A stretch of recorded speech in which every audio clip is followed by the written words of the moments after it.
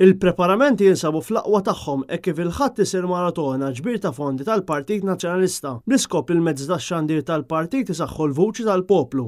F'intervista lil Net News, is-Segretarju Ġenerali tal-Partit Nazzjonalista Clyde Puli saħaq fuq l-importanza li n-nies joffru l-idejat tagħhom. Għalhekk qed ngħidu ssaħħaħ il-vuċi tiegħek għax issaħħaħ il-vuċi tiegħek billi toffrilna l-idejat imma wkoll billi tajna inwasluhom. U allura f'din il-maratona aħna qegħdin notalbu dik id-donazzjoni żgħira mingħand il-ħafna biex dawk l-idejat fl-aħħar isiru realtà. Matul dan l-aħħar xhur il-Partit Nazzjonalista nfetħa iktar biex jirrealizza dawn l-idejat u jilħaq l-aspettattiva tan-nies. Il-Partit Nazzjonalista llum qiegħed aktar minn qatt qabel jiltaqa' u jisma' dak li għandhom jgħidu n-nies. Jismagħhom biex jifhem ukoll il-weġat imma wkoll l-aspirazzjonijiet illi għandhom dawn in-nies.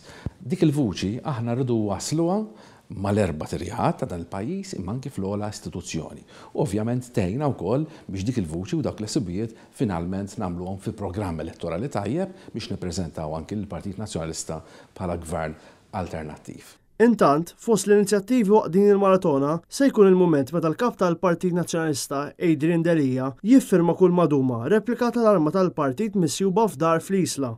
Din tista' tinkiseb għal donazzjoni ta' 50 euro li se tgħin lill-Partit Nazzjonalista biex ħejruhu aħjar għall-isfidi li għandu qudiemu tul din is-sena. Is-Segretarju Ġenerali qal li għalhekk bil-ġenerożità tal-poplu n-nies jistgħu jgħaddu l-messaġġ tagħhom. In-nies jagħmlu l-messaġġ tagħhom billi jkunu huma stess illi jitkellmu magħna, jiddiskutu magħna u jiddiskutu fil-fora kollha ta' din id-demokrazija ta' pajjiżna. Biex finalment aħna mhux biss nagħmlu partit aħjar, imma nagħmlu pajjiż aħjar. Pajjiż li nistgħu naġnuh aħjar flimkien.